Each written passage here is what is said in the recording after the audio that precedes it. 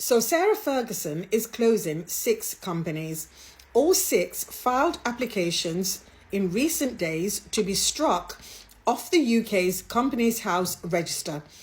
Her charitable foundation, Sarah's Trust, has also announced that it will close for the foreseeable future. The timing is not subtle. The Epstein files dropped. Her name was all over them, and suddenly, businesses that have existed for years are being dissolved with remarkable speed. Let's talk about what the files actually revealed. Now, Sarah's spokesperson said that last year, the former Duchess had severed ties with Epstein as soon as she was aware of the extent of the allegations. The files prove that that was a big fat lie.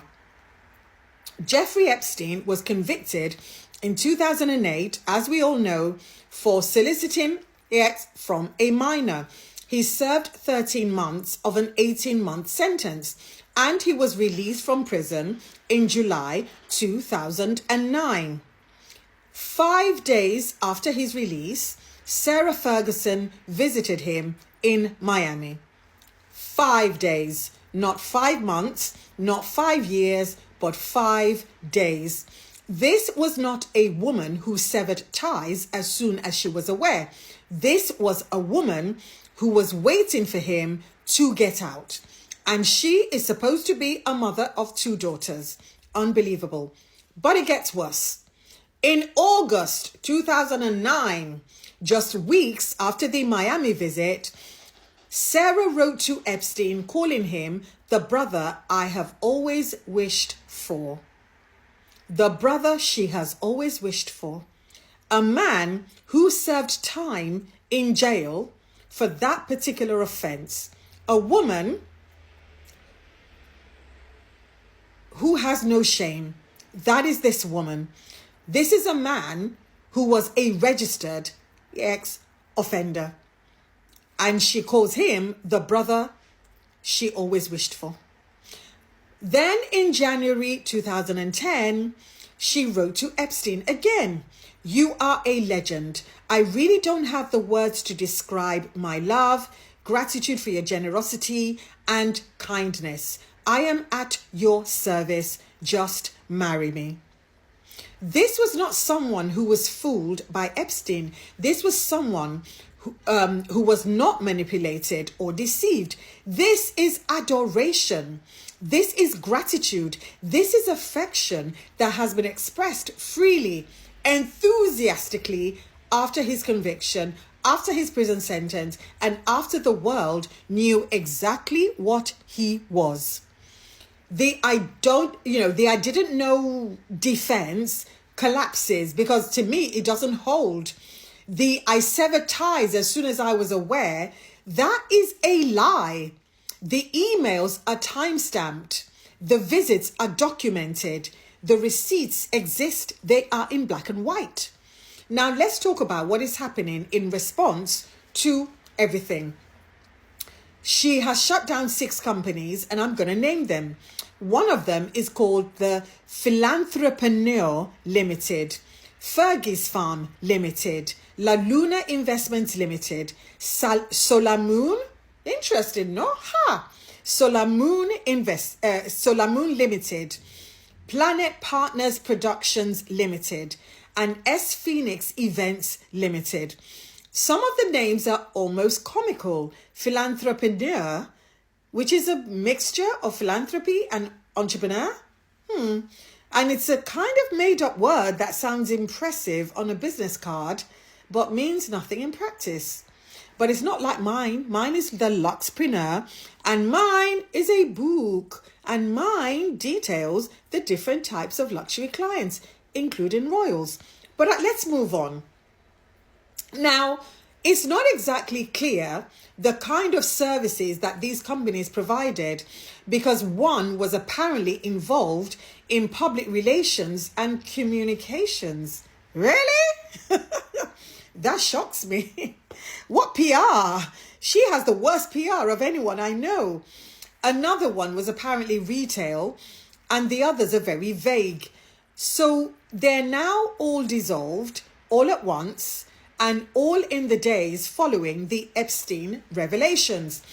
And according to the UK government rules, when it comes to businesses can be removed from Companies House if they have not traded in the last 3 months. So either these companies were already dormant, in which case, why did she maintain them for years? Or there's something more complex happening behind the scenes. But the optics are very clear. The Epstein files dropped and Sarah's name was all over them. And suddenly 6 companies and a charity are wound down. Now, this looks to me like somebody is cleaning house. And maybe they're eliminating potential entry points for scrutiny. And they're reducing the number of entities that might attract questions or an investigation. Because in my last video, I did say that the police forces across the UK, about 7 of them, are joining forces to investigate Andrew. So maybe Sarah has been advised, close down, close down, close down. You know, a bit like when you watch a movie and people are clearing documents away and that sort of thing. I'm not saying that's what's happened, but, you know, just using an analogy. Because if there was nothing to hide, why the sudden urgency? And if these companies were legitimate and they were legitimate businesses doing legitimate work, why close them down the moment that the Epstein connection becomes front page news?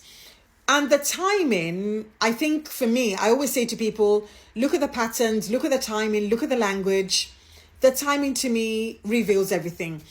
But let's talk about her daughters. So Princess Beatrice and Princess Eugenie, they have both been named in the Epstein files, and their names also appear in emails, and their attendance at events is also documented.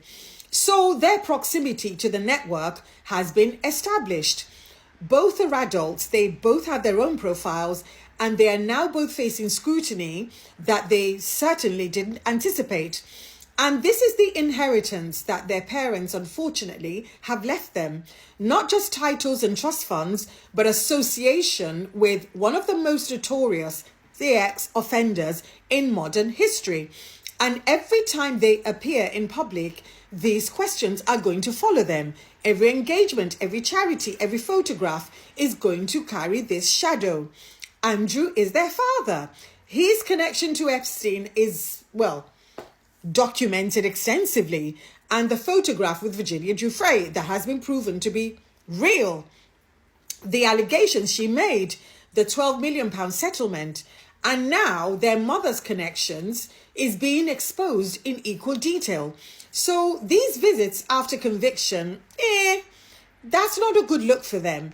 But yeah, just let me know what you think in the comments, please, because like I said, this is going to run and run. And I wonder if the police are going to investigate her alongside her husband. So yeah, let me know what you think. But anyway, my name's Elizabeth. I'm the author of The Luxpreneur. And for more insights like these, please like, share, comment, and follow me. And to support my work, please pick up a copy of The Luxpreneur today. You can get it from Amazon, Barnes & Noble, or from Waterstones, or you can simply buy me a coffee. Yes, go to buymeacoffee.com/Elizabeth Solaru.